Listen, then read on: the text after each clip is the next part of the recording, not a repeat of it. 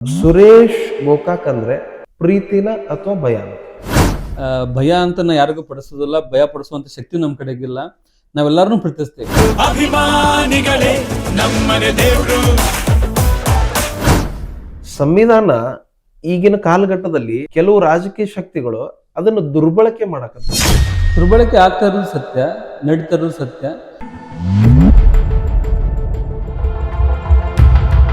ಕನ್ನಡಕ್ಕಾಗಿ ನಿಮ್ಮ ಪ್ರಮುಖ ಕೊಡುಗೆಗಳೇನು ಸರ್?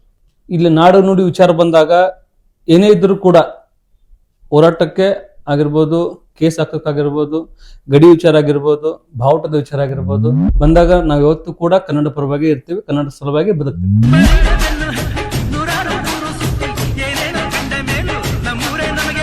ಈ ಸ್ಮಾರ್ಟ್ ಸಿಟಿ ಯೋಜನೆ ನಿಜವಾಗಿಯೂ ಹುಬ್ಳಿ ಧಾರವಾಡಕ್ಕೆ ವರಾನೋ ಅಥವಾ ಶಾಪನೋ? ಸ್ಮಾರ್ಟ್ ಸಿಟಿ ಇನ್ನೂ ಆಗೋದ್ರೊಳಗೆ ನಮ್ಮ ಜನಗಳು ಎಷ್ಟು ದವಾಖಾನೆಗೆ ಹೋಗ್ತಾರೋ, ಎಷ್ಟು ಪೇಷಂಟ್ಗಳು ಆಗ್ತಾರೋ, ಎಷ್ಟು ಅವರ ದೇಹದಲ್ಲಿ ರೋಗಗಳು ಬರ್ತಾವ ಅನ್ನೋದು ಗೊತ್ತಿಲ್ಲ.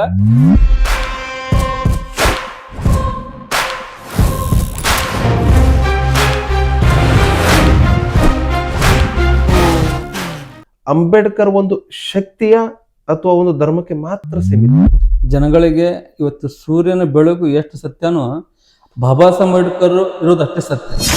ಸಂವಿಧಾನಕ್ಕೆ ನೀನೆ ಶಿಲ್ಪಿಯು. ಪ್ರಸ್ತುತವಾಗಿ ಈ ಯುವ ಪೀಳಿಗೆ ಕುರಿತು ನಿಮ್ಮ ಅಭಿಪ್ರಾಯ? ನಿಮ್ಮನ್ನ ಯಾರು ಕೂಡ ಬದಲಾವಣೆ ಮಾಡಕ್ ಸಾಧ್ಯ ಇಲ್ಲ. ನಿಮಗೆ ನೀವೇ ಬದಲಾವಣೆ ಆಗ್ಬೇಕು. ಸುರೇಶ್ ಗೋಕಾಕ್ ಜೊತೆ ಶಿವರಾಜ್. ಇತಿಹಾಸ, ವಿಚಾರಧಾರೆ ಮತ್ತು ಯುವ ಶಕ್ತಿಗೆ ಸಂದೇಶ. ನೇರ ಮಾತು, ನೇರ ಸಂದರ್ಶನ. ಅತಿ ಶೀಘ್ರದಲ್ಲಿ ಪೂರ್ತಿ ಸಂದರ್ಶನ ಕನ್ನಡ ಜನಶ್ರೀ ನ್ಯೂಸ್ನಲ್ಲಿ ಮಾತ್ರ.